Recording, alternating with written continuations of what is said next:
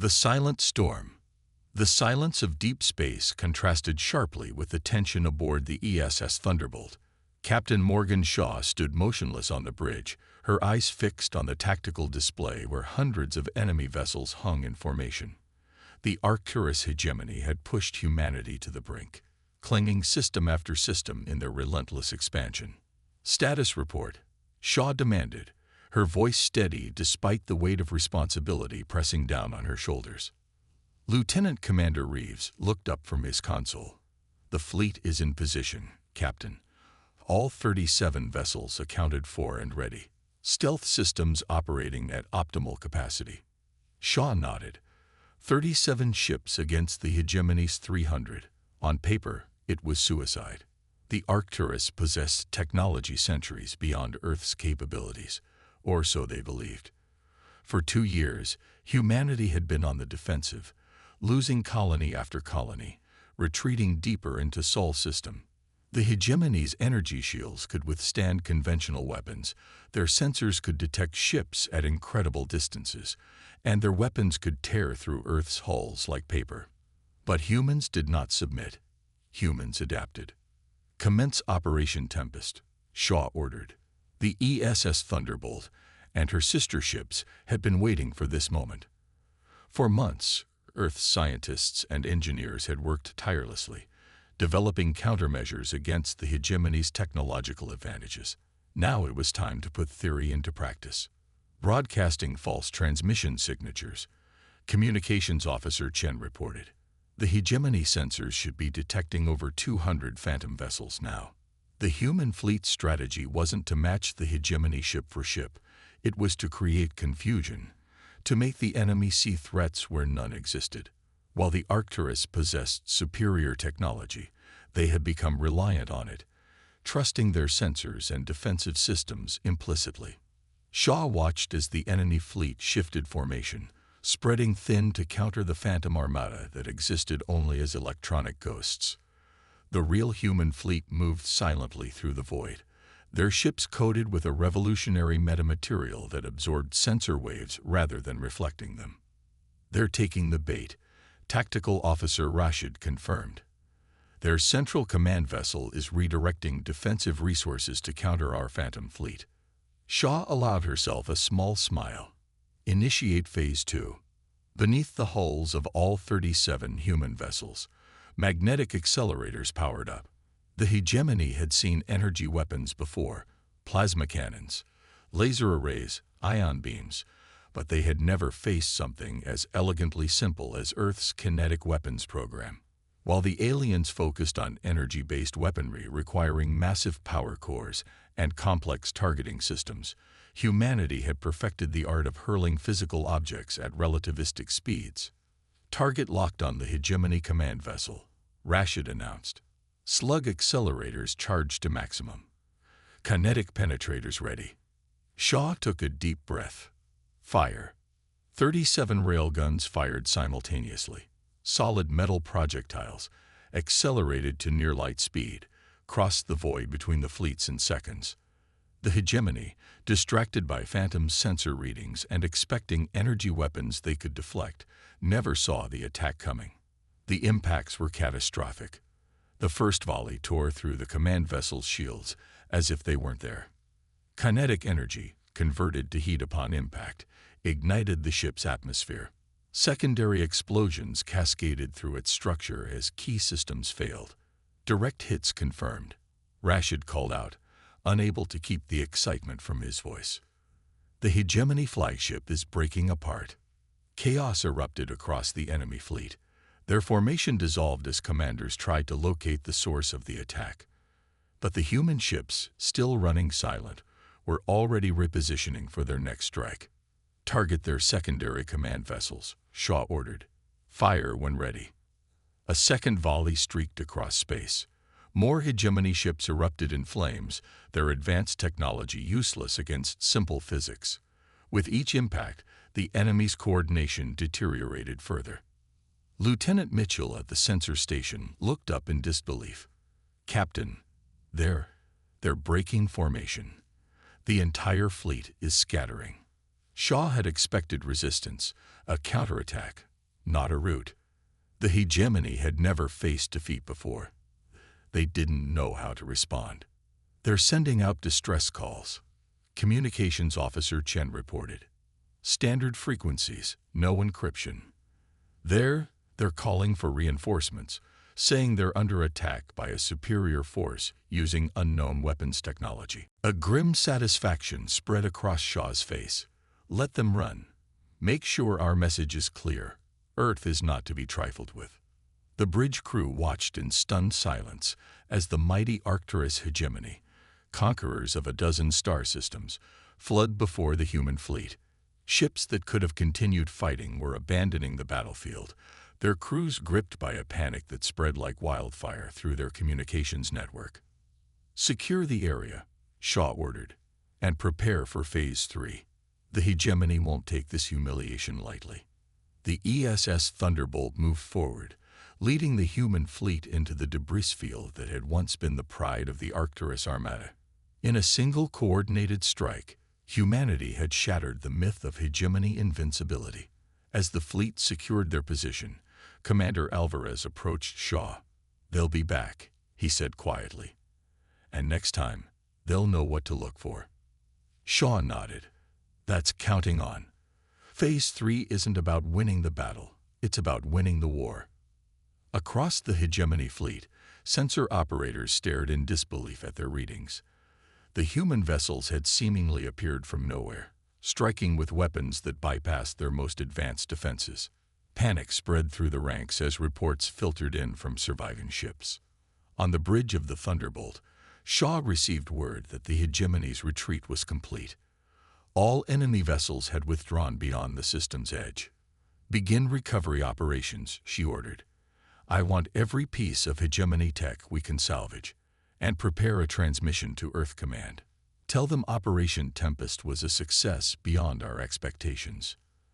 As the human fleet moved to secure their victory, a single message was broadcast toward the retreating hegemony ships. "This is Captain Morgan Shaw of the Earth spaceship Thunderbolt. Remember this day. Remember what happened when you thought humans would be easy prey. We will accept your unconditional surrender, or we will come for your homeworlds next." The threat wasn't empty. For the first time in their history of conquest, the Arcturus hegemony faced an enemy who not only fought back, but who had defeated them decisively. Their confidence, built on technological superiority, lay in ruins among the debris of their finest warships. Shaw knew this was only the beginning. The real battle would come when the hegemony regrouped, when they analyzed what had happened and prepared countermeasures. But by then, humanity would be ready with new tactics, new technologies, new ways to fight. Because that's what humans did best. They adapted, they survived, and when pushed to the wall, they fought back with a ferocity that shook the stars themselves. Shattered paradigm. Commander Kravex stalked the bridge of the hegemony vessel Indomitable. His 4 eyes, narrowed to slits as holographic displays, showed the devastating losses from their encounter with the human fleet.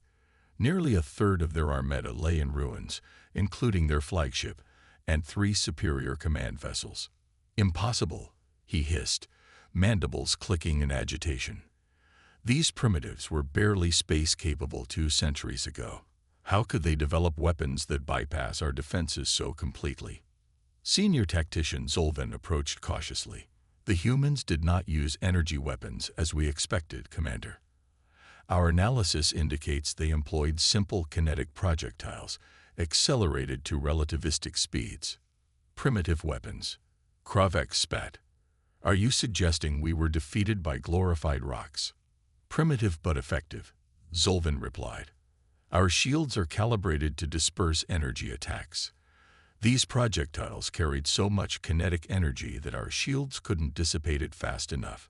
Additionally, they employed some form of sensor-absorbing technology that rendered their ships virtually invisible until they attacked." Kravex's anger was palpable. The hegemony had conquered a dozen species across 3 spiral arms of the galaxy. None had offered meaningful resistance until now. "Prepare the fleet for a counterattack," he ordered. "Recalibrate our shields.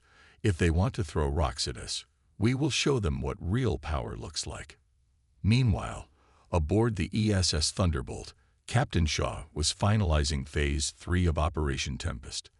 The initial strike had been more successful than anyone had dared hope, but the real test was yet to come. The hegemony is regrouping at the edge of the system, Lieutenant Commander Reeves reported. Long-range sensors show they're adjusting their shield configurations. They're learning, Captain. Shaw nodded. As expected, activate the QEM network. Throughout the system, seemingly insignificant satellites deployed by stealth craft months earlier hummed to life. The quantum entanglement mesh was humanity's true ace, not the kinetic weapons that had won the first engagement. For years, Earth's scientists had worked on quantum entanglement technology, creating a network of particles linked across vast distances. What one particle experienced, its entangled partner experienced simultaneously, regardless of the space between them. The applications for instant communication were obvious, but Earth's military had seen another potential, a weapon that couldn't be blocked. QEM network online, reported Science Officer Takahashi. All nodes responding. Coverage is optimal. Shaw's expression remained neutral, but inwardly she felt a surge of anticipation. Begin targeted disruption of their command and control systems. Across the hegemony fleet, chaos erupted again. Ship systems failed without warning. Navigation computers displayed false coordinates. Communication arrays broadcast gibberish. Weapon targeting systems locked onto friendly vessels. Kravex watched in horror as his carefully arranged counterattack dissolved into confusion. What is happening? He demanded. Unknown, Commander, a frantic technician replied. Something is interfering with our systems at the quantum level. Our diagnostics can't even detect the intrusion. The human fleet advanced methodically, their kinetic weapons now targeting specific vulnerabilities in the reconfigured hegemony shields. But the true damage was being done by the invisible QEM network, which bypassed physical defenses entirely to attack the electronic systems the aliens relied upon. They've adapted too quickly, Zolvin observed, mandibles trembling. This isn't just luck or primitive ingenuity. The humans have developed technology we never anticipated. On the Thunderbolt, Shaw watched the hegemony fleet's disintegration with grim satisfaction. Move to containment positions, she ordered. Prepare boarding parties for the designated capture targets. The human fleet encircled the remains of the hegemony armada, special operations teams, trained for zero-gravity combat in alien environments, prepared to board key vessels to secure intelligence and technology. Captain, Communications Officer Chen called out, "We're receiving a transmission from the hegemony command vessel. They're requesting terms." A murmur ran through the bridge. The Arcturus hegemony, which had never negotiated with lesser species, was asking for terms. Put it through, Shaw ordered. The main view screen flickered, revealing Commander Kravex. His proud bearing was diminished, his exoskeletal plates dulled with stress. Captain Shaw, he began, his translator struggling with the complex harmonics of his native tongue. Your victory is acknowledged. The hegemony requests cessation of hostilities and proposes discussion of terms. Shaw allowed herself no visible reaction. Your terms are simple, Commander. The hegemony will withdraw from all human colonies you've occupied. You will provide reparations for the destruction caused. And you will acknowledge Earth's sovereignty and right to expand within its sphere of influence. Kravex's mandibles clicked in what might have been indignation. You demand much from an adversary that still outnumbers you. Numbers didn't help you today, Shaw replied evenly. And they won't help you tomorrow. Our QEM network now extends throughout this sector. We can disable your ships faster than you can replace them. The choice is yours. Retreat with honor or face annihilation. The alien commander was silent for a long moment, all four eyes blinking in their unsettling rhythm. The hegemony accepts your terms. Hostilities will cease. Withdrawal will commence. Shaw nodded. Wise decision. Remember this, Commander. Humans don't seek conquest. We seek to be left alone. Cross us again, and there won't be negotiations next time." The transmission ended, and a cheer erupted across the bridge. Shaw raised a hand for silence.